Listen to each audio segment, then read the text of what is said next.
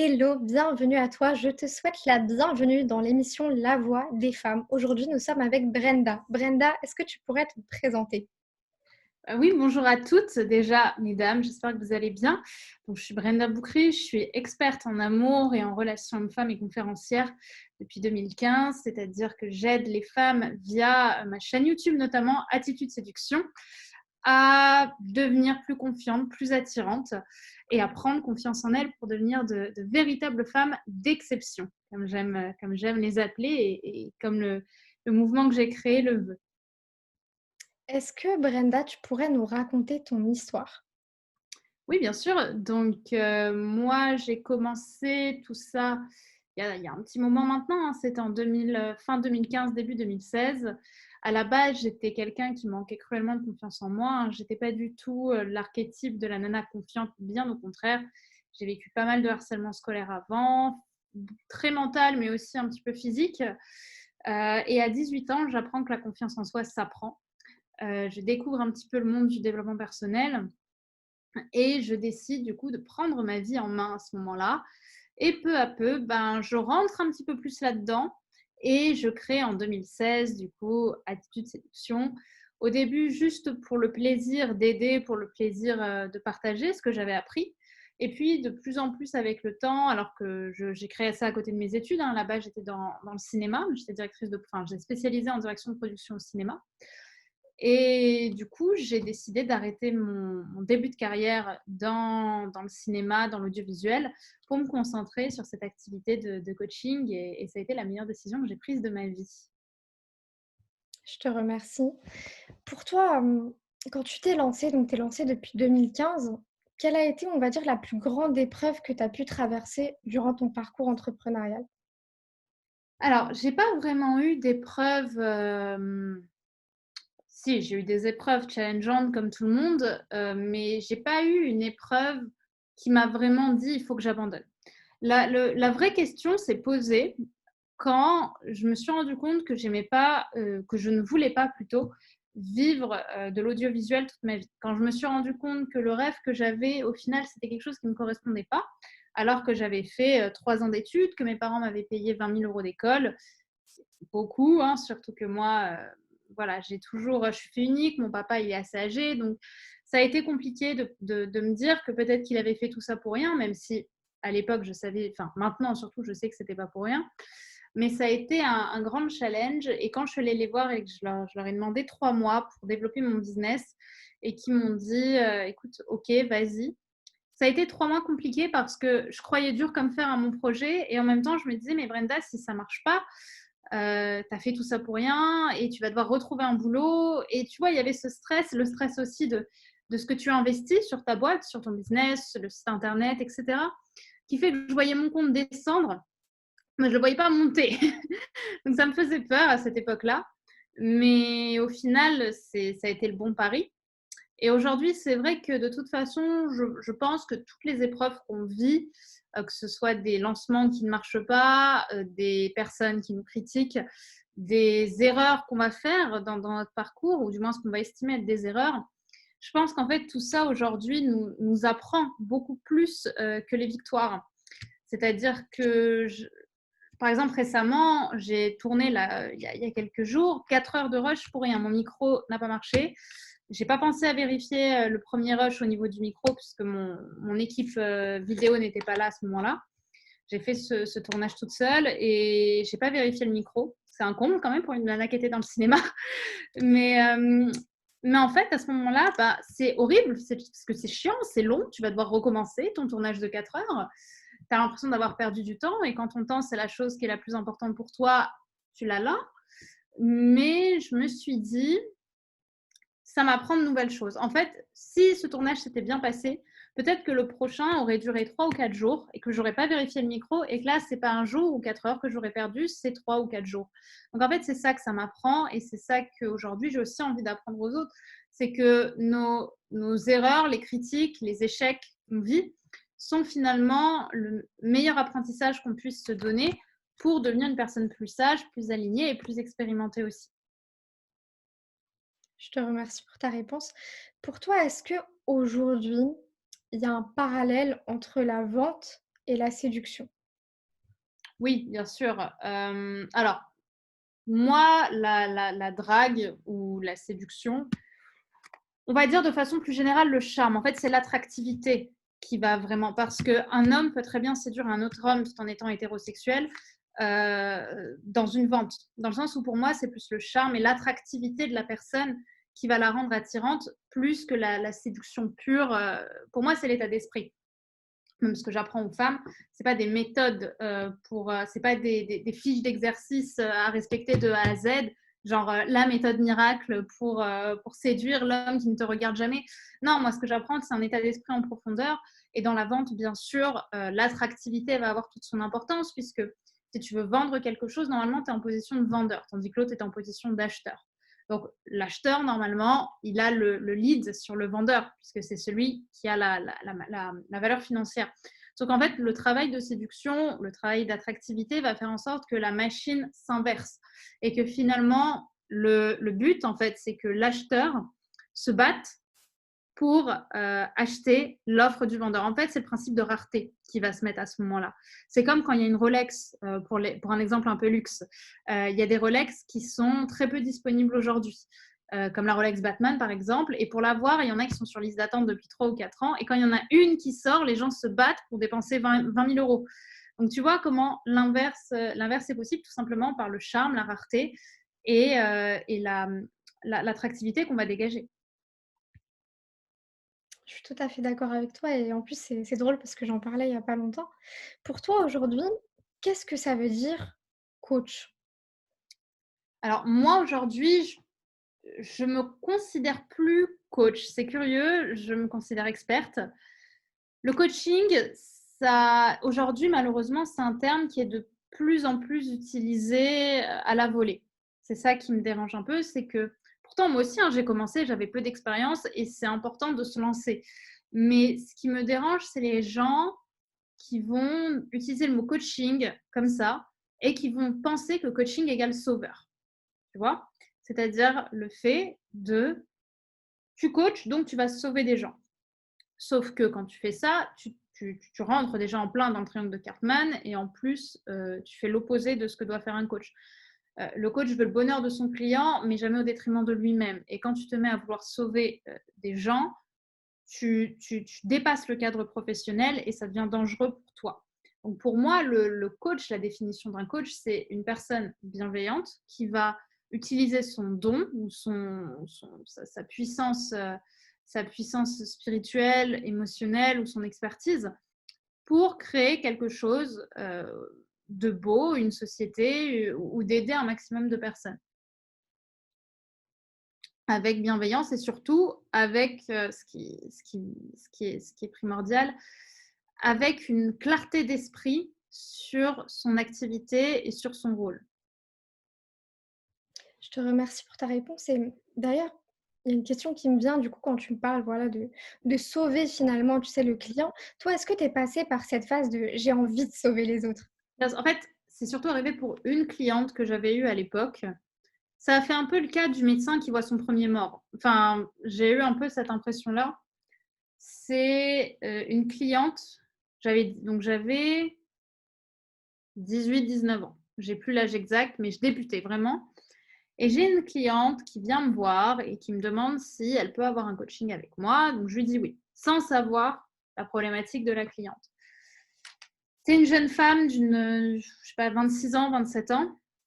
Et là, elle m'explique qu'elle a été agressée par son beau-père quand elle était petite. Elle m'expliquait toutes les scènes de torture de A à Z qui lui a fait vivre à elle ou aux animaux qu'ils avaient.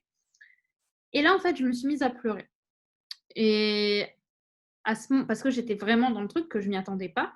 Aujourd'hui, je n'accepte plus du tout les gens comme ça. Aujourd'hui, je fais passer presque, enfin pas des tests, mais je vérifie que cette personne est en concordance avec ce que je peux lui apporter parce que je ne suis pas médecin et je ne suis pas psy ni psychiatre. C'est vraiment 3 métiers différents. Coach, psy, enfin psychologue, psychiatre. C'est pas la même chose. Et ce jour-là, elle m'a demandé à me revoir et j'ai dit oui. Et aujourd'hui, avec le recul, je pense que j'aurais dû dire non parce que je lui ai, je pense que c'était pas mon travail. Même si elle trouvait du réconfort en moi et qu'elle vidait son sac, moi, je le faisais aussi au détriment de mon bien-être, au fur et à mesure, parce que j'étais pas préparée à entendre des scènes de viol ou à entendre des scènes d'agression ou de sadisme. Donc, on a fait un travail là-dessus pendant 2 séances et après, je lui ai dit: «Écoute, on va arrêter là» parce qu'en fait, j'ai compris que ce n'était pas mon rôle et c'est pour ça qu'aujourd'hui, enfin, depuis cette période-là, en fait, je n'accepte plus tout le monde. Il y a beaucoup de gens que je refuse sur des coachings qui vont jusqu'à 4 500 €, hein, donc c'est des coachings premium. Hem, je refuse parce que ça dépasse mon expertise ou alors ce n'est pas dans mon expertise. Quand une personne, est par exemple en dépression grave, qu'elle est sous antidépresseurs, la majeure partie, je les accepte pas. Parce que leur problème, c'est un problème qui doit être réglé par des personnes qui ont l'habitude de travailler aussi avec des personnes qui sont sous antidépresseurs, qui ont une maladie, parce que la dépression, enfin, je ne sais pas si la dépression au sens propre, c'est une maladie, mais en tout cas, c'est quelque chose qui va avoir des conséquences. Tu ne peux pas dire à quelqu'un, allez, défonce-toi, tu ne peux pas l'engueuler parce qu'il n'arrive pas à faire quelque chose si la personne est en dépression, par exemple. Ce n'est pas du tout le même travail et ça peut avoir des conséquences très graves. Après, il m'est arrivé d'avoir des conséquences très graves. Il m'est arrivé d'appeler SOS Suicide pour un client. Ça arrive. On ne peut pas non plus être préparé à tout. Il y a des clients qui te disent sur le coup qu'ils vont très bien, qui sont en déni total. Et le matin, tu te réveilles, ils te disent qu'ils ont envie de se mettre un haltère sur la figure. Donc, à ce moment-là, il faut aussi être prêt. Et c'est ça aussi, être expert ou coach. Faut pas imaginer que c'est le pays des bisounours ou que tout est beau, tout est rose et et c'est un super métier. Oui, pour moi, c'est le plus beau métier de l'univers. Je regretterai jamais de chez jamais. Enfin, pour moi, c'est la meilleure décision que j'ai prise de ma vie de faire ce travail. Mais il ne faut pas imaginer que c'est que de la paillette. Parce que parfois, tu as vraiment le bien-être des gens entre les mains. Donc, certes, il faut les pousser vers le haut, mais il faut aussi savoir refuser les personnes qui ne te correspondent pas. Et parfois, ben, tu vas avoir des messages comme ça alors que tu t'y attendais pas du tout parce que c'est des clients que tu n'avais pas du tout imaginé dans cette situation. Et à ce moment-là, ben, voilà, tu te réveilles, il est 8 heures et ben, conscience professionnelle oblige et conscience humaine oblige. Ben, tu prends ton téléphone et alors que tu avais prévu de faire grasse mat et tu appelles SOS Suicide, SOS Amitié, les urgences ou ce genre de choses. Ça arrive. Ça m'est arrivé peu de fois, heureusement. Mais ça arrive et ça, il faut pas l'oublier. Il faut être réaliste. Voilà. C'est pas qu'un métier tout beau, tout rose. Et justement, pour toi, est-ce que ce métier, il est, comme tu l'as dit, tu regrettes pas et moi-même, je trouve que c'est vraiment un métier qui est magnifique. Bah, c'est pour ça que j'ai choisi, tu vois? Bien Mais sûr. est-ce que c'est dur? D'être coach? Non. Moi, personnellement, j'ai eu des challenges avec des clients qui étaient un peu plus compliqués à réveiller que d'autres, on va dire. Mais j'ai jamais trouvé ce métier dur parce que j'estime que je suis faite pour ça. Tu vois, je trouvais plus dur de faire de la compta en société de production que de rendre les gens plus heureux. C'est bête, mais je trouve ça d'une beauté. Enfin, c'est vraiment un métier que je trouve passionnant. Mais c'est un métier challengeant. C'est pas dur, dans le sens où j'ai jamais. Ah si, comment te dire? Ça peut être dur, mais j'ai jamais exprimé ou vécu de mal-être à le faire. Tu vois la différence?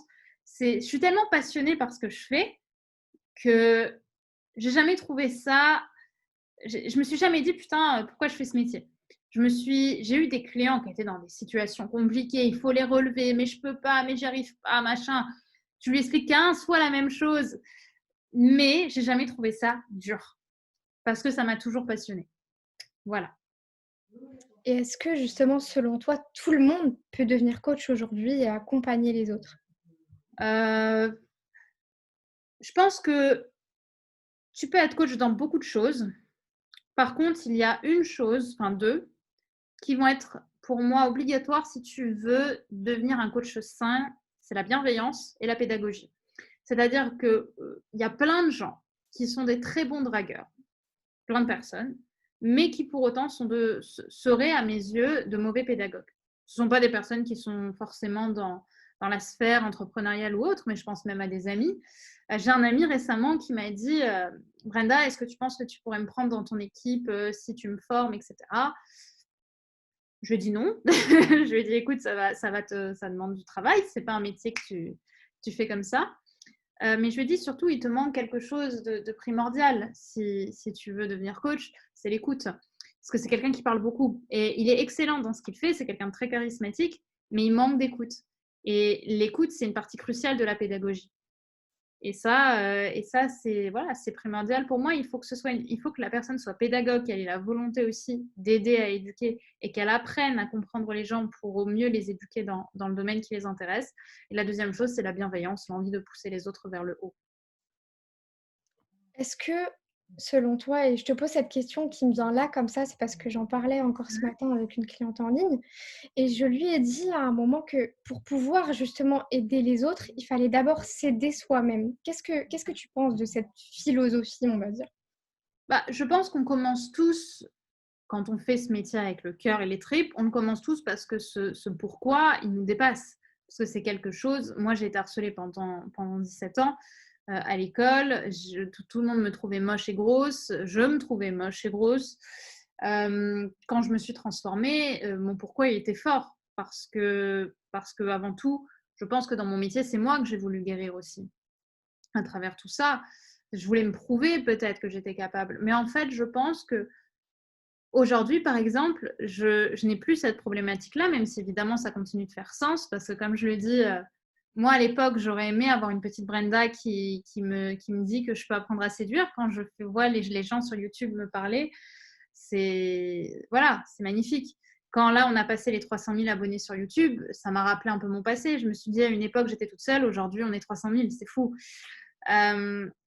Mais je pense que plus le temps avance, plus les challenges que tu vas avoir au début ne seront pas les challenges que tu vas avoir à l'avenir. C'est-à-dire qu'aujourd'hui, mon principal challenge dans mon travail, par exemple, c'est plus développer l'entreprise. Tu vois, créer quelque chose de très grand, d'international, de créer encore plus de sens, de gérer une équipe, hein, parce que j'ai plusieurs personnes qui travaillent pour moi maintenant. Voilà, c'est plus maintenant, tu vois, les challenges augmentent. Mais à chaque fois, moi, je m'éduque dans mon travail au quotidien. Et ce que je dis à toutes mes clientes, quand elles me disent Brenda, tu as changé ma vie, ou Brenda, merci, grâce à toi, je suis en couple, ou toutes ces phrases un peu fortes, je les regarde dans les yeux et je leur dis, mais tu sais, je t'aide, mais toi aussi, tu m'aides beaucoup. Parce qu'on travaille comme ça et on apprend chacun et chacune de tout le monde, en fait. C'est ça qui est beau.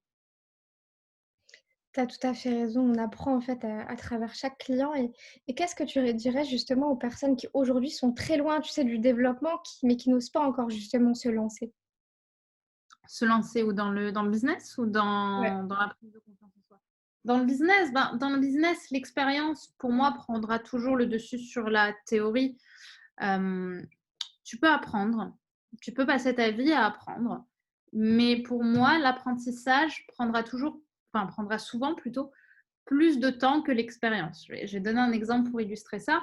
Moi, pendant très longtemps, j'ai eu un problème avec les maths, hein. D'ailleurs, encore aujourd'hui, j'ai encore des soucis avec les équations très compliquées, mais j'avais surtout eu ça quand j'étais en école et que je devais comprendre le fonctionnement technique des caméras. Donc un truc un peu, aujourd'hui, voilà, ça me sert plus, mais c'était compliqué. Enfin, tous les paramètres de la cam, machin, plein de trucs que je comprenais pas à l'époque. Et je me tapais des 3 au contrôle, hein, des 6 ou des 7, n'exagérons pas 3. Et puis, je me suis retrouvée en tournage à devoir gérer ça. Et bien là, en 15 minutes, j'avais compris le truc. Le truc qui m'avait pris 3 heures à essayer d'apprendre pour me taper un 6. Tu vois le truc, c'est juste fou. L'expérience, le fait de travailler par des actes en faisant des choses, ça va donner beaucoup plus de sens. Et surtout, ça va amener un message à ton inconscient que tu es capable d'agir. Et ça n'a pas de prix. Qu'est-ce que tu ferais aujourd'hui si justement au niveau entrepreneuriat, tu devais tout recommencer? Je me suis posé cette question ce matin, c'est marrant. Je recommencerai mieux. Je pense qu'aujourd'hui, c'est vraiment quelque chose au début qui me faisait très peur de me dire, mais imagine, du jour au lendemain, ça s'arrête, machin. Mais je me suis rappelée d'une chose, c'est que on pourrait tout m'enlever, comme dirait Florent Pagny, il me resterait que ma liberté de penser. C'est-à-dire qu'on ne peut pas m'enlever qui je suis. Et on ne peut pas m'enlever l'expérience que j'ai eue et on ne peut pas m'enlever tout ce que j'ai créé. On peut m'enlever ce que j'ai créé, mais on ne peut pas m'enlever la façon dont je l'ai créé, le brevet, si tu préfères, qui est dans ma tête. Parce qu'on ne peut pas m'enlever mon cerveau ou ma mémoire ou ma sensibilité. Du coup, si je devais tout recommencer, eh ben, je recommencerais tout en mieux. C'est tout. Je ferais mieux. Il y a plein de choses sur lesquelles aujourd'hui, je me dis, pourquoi, par exemple, j'ai appelé ma société Attitude Séduction et pas Brenda Boucris. Bah, peut-être que si je devais tout recommencer, j'appellerais ça Brenda Boucris directement. Tu vois, je sais pas. Mais en tout cas, ce serait une opportunité différente de créer des choses différentes. Après là, tout de suite, j'ai pas forcément envie de tout recommencer, hein, forcément. Et pour toi aujourd'hui, quelle est la chose la plus importante à acquérir si vraiment on veut, évoluer en tant que coach et finalement, bah, avoir une activité qui est pérenne? Ne pas vendre du rêve aux gens. Ça, je le vois tout le temps. Je le vois beaucoup sur les réseaux. Alors, je l'ai sûrement fait par le passé aussi. Après, je l'ai fait, j'avais quand même du bagou derrière moi, hein. J'avais au moins 3 ans d'expérience ou 4 ans.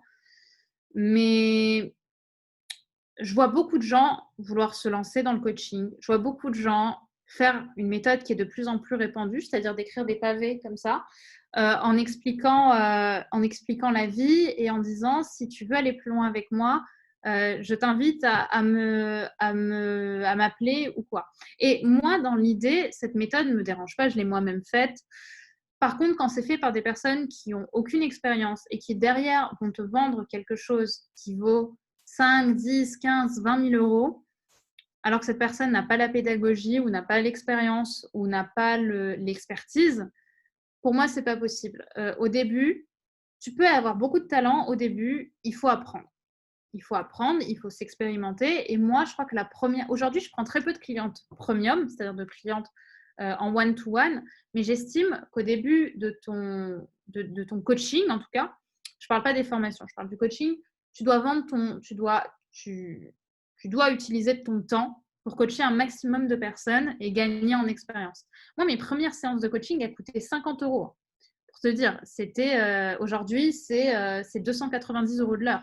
Mais quand j'ai commencé, il y a du coup des années, j'étais à 50, 40, je sais même plus, 40 ou 50 euros, non, 60 euros de l'heure. Et si tu prenais 4 séances, c'était 50 euros de l'heure parce que c'était 200. Donc, tu vois, c'était des tarifs hyper minimes, mais ça m'a permis de coacher énormément de personnes. Aujourd'hui, entre toutes mes activités, je pense que j'ai dû coacher entre, je sais pas, 600 ou 1000 personnes en tout. Sauf que maintenant, je prends 5, 6, 7 personnes par an en plus, et pas plus, parce qu'aujourd'hui, je veux vraiment me concentrer sur ce qui me plaît. Et du coup, pour moi, c'est quelque chose que tu peux proposer, mais au début, expérimente, travaille, vois des gens.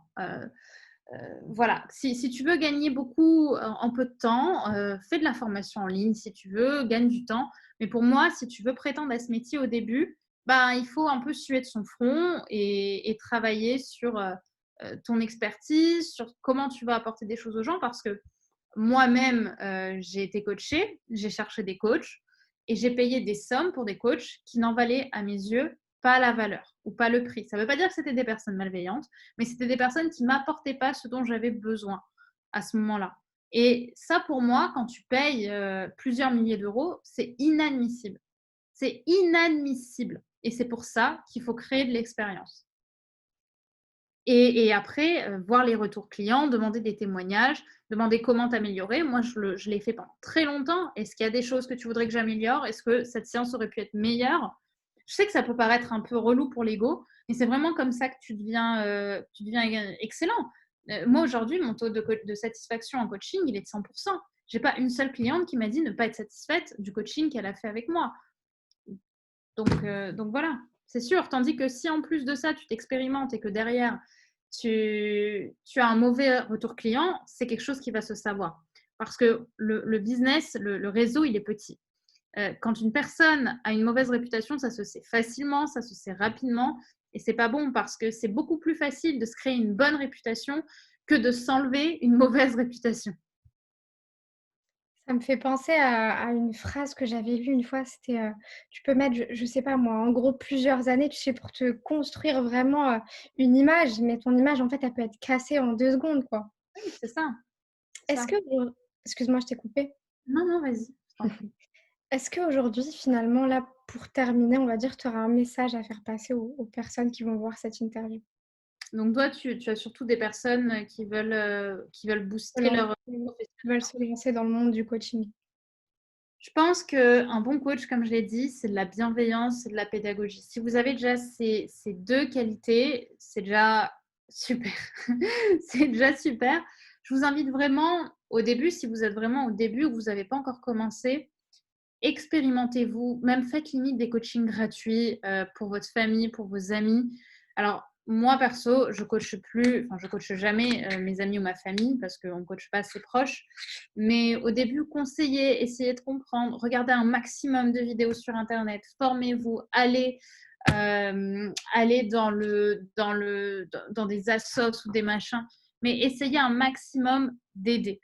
N'hésitez pas non plus à aller voir de vos propres yeux des coachs coachés. Tu vois, d'aller dans des conférences, d'aller dans des séminaires où vous allez voir des gens d'expérience, des gens reconnus, coacher. Et vous allez voir aussi à quel point ça peut vous inspirer, vous, à trouver votre méthode. C'est vraiment au début un travail de sueur. Hein. C'est pas, encore une fois, comme je dis, le million n'arrive pas en un jour, hein, loin de là. Il arrive en pédalant et en pédalant et en pédalant. Mais en fait, le plus dur, c'est le début.